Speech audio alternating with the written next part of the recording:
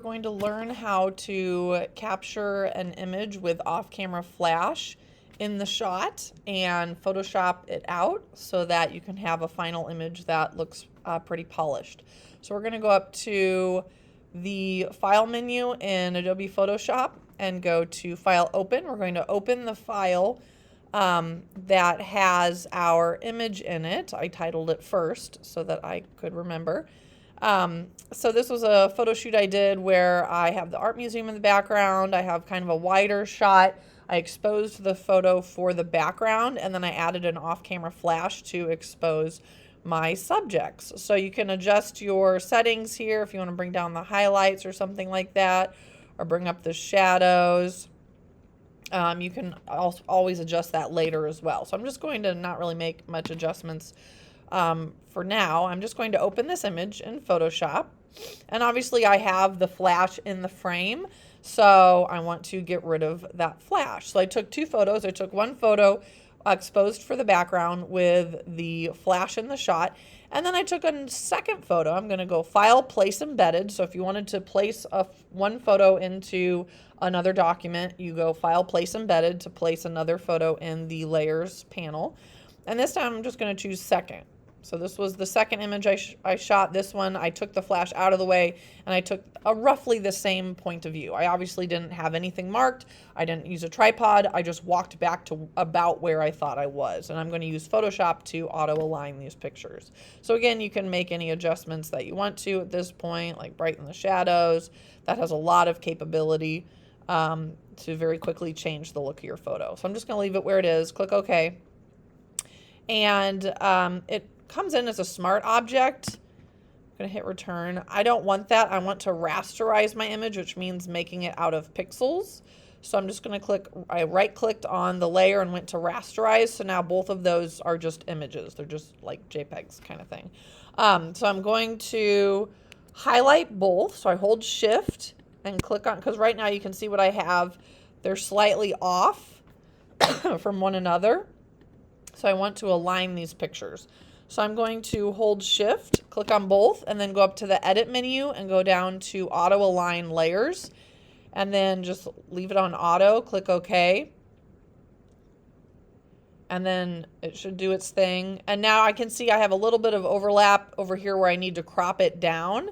But for the most part, when I hide the top layer, you can see that the background is pretty well aligned. So now all I have to do is add a mask to the top layer, because I'm going to mask out, and I'm going to make like a black mask. So I want to mask out everything. So I'm going to hide this whole layer. So I add a mask by clicking on this little rectangle. I know it's off the screen so you can't see it, but it's a little rectangle with a circle in the middle at the bottom of my layers panel. And I'm just going to make that black by making black my foreground color and then hitting Option Delete so it fills that mask. So now I can see where the flash is that I need to erase. So I'm going to go to my brush tool, switch it over to white. So black hides on a mask, white reveals. So I'm just going to make my cursor bigger by hitting the right bracket key. So left bracket makes it smaller, right bracket makes it bigger. And then painting with white is just going to erase my flash. So what it's doing is it's adding, or I should say it's subtracting from this mask and allowing the bottom layer to show through, which is the layer without the flash. Okay, so I'm going to continue painting with white and just erase any remnants of that flash from my photo. So now I kind of have the best of both worlds. I have the background from the image without the flash, and then I have my subjects from the image with the flash. So now if I crop my photo down, I just hit the crop button tool over here. I'm going to crop in so that I can kind of see where that overlaps. Hit return, and there's my final image. It's better than either of the other ones. So if I open the other two real quick, you can kind of see what they look like.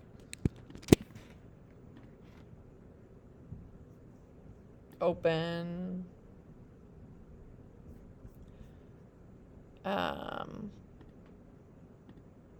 So here's the first one. Let's go ahead and open the second one. Here's the second one. Okay, so the second one, we like the background, but they're a little dark. The first one, we like them. They're nice and bright with the flash, but obviously there's a flash in the background. So we want to merge the two together, and now we have the background from my second image and the people from my first image, and it's created a nice seamless wide angle shot with an off-camera flash effect that you can also add a second flash to this, a third flash, depends on how many assistants you have. If you want someone just to hold the flash in the shot, or even if you want to hold the flash and move in and out of the shot, you can use a tripod and set your camera on self-timer. So there's a lot you can do with being able to erase the flash from the scene.